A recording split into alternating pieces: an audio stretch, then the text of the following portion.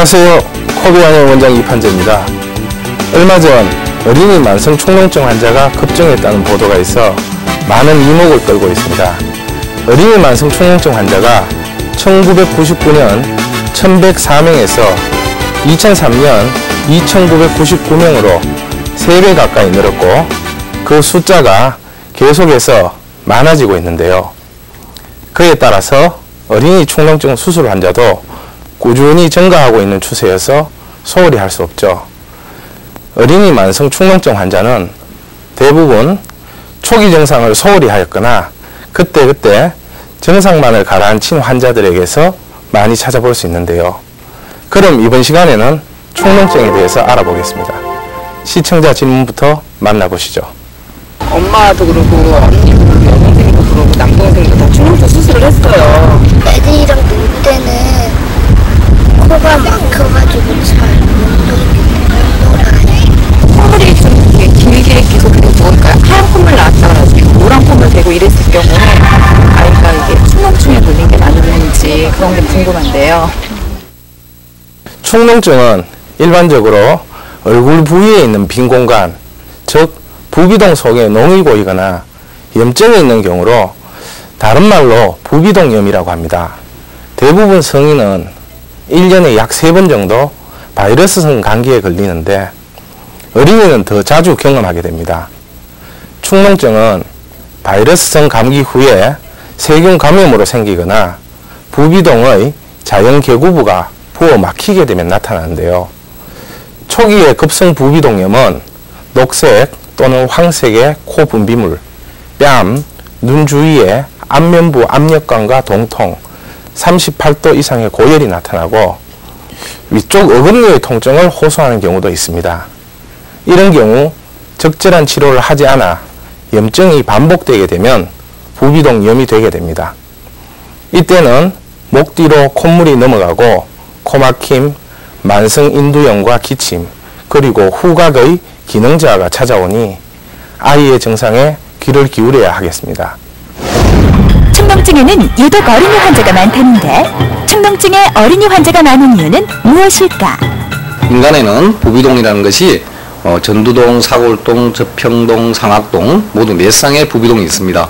근데 이게 부비동이 성인에 비해서 어린이들이 발달이 더디기 때문에 일단 우리 부비동염에 감염되기가 쉽고 또한 자연 개구부라 해서 구멍이 있는데 그 구멍이 성인들에 비해서 상대적으로 크기 때문에 그쪽을 통해서 쉽게 세균이나 기타 감염이 쉽게 오기 때문에 오늘도 병원에 한 어린이 환자가 찾았다. 바로 성경이. 만성 부비동염으로 한참 뛰어날 나이에 그럴 수도 없었다고. 늘 코가 막혀 있고요. 그리고 숨쉬기 너무 힘들어 했고 잠잘 때도 이제 코가 목 뒤로 넘어가는 증상이 심했어요. 숨지기 어려워서 입 벌리고 자고 그랬어요. 가래 때문에 고생을 했어요. 성경이의 진료를 위해 원장님을 만나보는데 만성화된 우리 성경이에게는 어떤 일이 일어나고 있었던 것일까?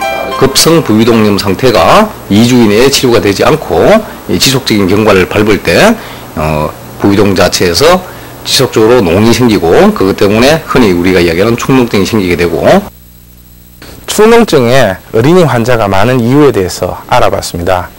한방에서는 축농증을 비연, 비색, 뇌루, 뇌사 등으로 부릅니다. 이 중 비연이라는 용어를 많이 사용하는데요.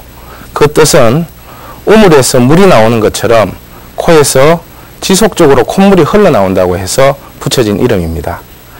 축농증의 대표적인 증상을 잘 표현하고 있는 말인데요. 한의학적인 원인으로 축농증은 감기와 같이 바깥에서 체내로 침입한 한기가 오래되어 열로 변하거나 부적절한 영양 섭취, 과로, 스트레스로 인한 신체 변화 등으로 봅니다. 한방에서는 발생 원인과 개인의 체질에 따라 치료를 달리 하는데요. 비강내 환기와 부비동 내의 배농을 우선적으로 치료함과 더불어 보다 적극적으로 음식이나 식생활을 관리하면서 보존적인 치료 유지에 집중을 하기 때문입니다. 그렇기 때문에 면역력을 키워서 스스로 병을 이겨나갈 수 있게 도와주어 자연스러운 치료로 유도하죠.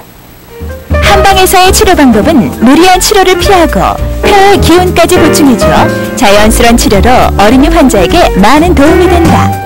우리 한방 혈자리 중에서 의제라는 혈자리가 있는데 이 의제라는 혈자리가 폐 혹은 부비동의 기능을 강하게 하는 혈자리이기 때문에 그 혈자리에 제가 뜸을 떠드렸고, 그리고 인당, 영향, 사백 이런 혈자리들은 아까 설명드린 그런 부비동을 직접적으로 기능을 보호해준다라고 생각하시면 됩니다. 이렇게 병원 내 치료가 끝나고 나면 가정에서 병행해야 할 것이 있다. 가정에서 우리 아이를 어떻게 관리해야 축농증에서 벗어날 수가 있을까?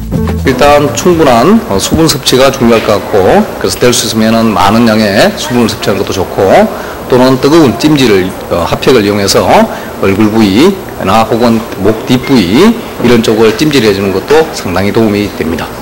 적절한 치료, 알맞은 행동 수칙을 지켰다면 우리 아이는 축농증에서 해방될 것이다.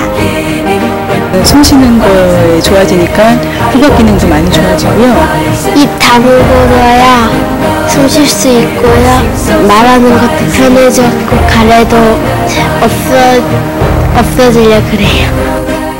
오늘은 한방에서의 축농증과 그 치료법을 알아보았습니다. 장경학의 저서인 경학전서에서는 축농증에 대해 술이나 기름지고 단 음식 혹은 뜨거운 음식을 오랫동안 많이 먹게 되면 열이 뭉치고 진액이 부패해 냄새가 나게 되는데, 일찍 치료하지 않고 방치하면 증상이 심해져서 치료하기가 아주 힘들어지니 신속하게 치료하라는 말을 전하고 있습니다. 이에 따라서 특히 수험생들이나 어린이 축농증 환자들은 제때 치료하는 것이 학습이나 성장에 도움이 될 텐데요. 미리미리 치료하셔서 건강한 생활을 하시길 바랍니다. 그럼 저는 다음 시간 중이염에 대한 이야기로 찾아오겠습니다. 편하고 건강한 한 주 되십시오. 감사합니다.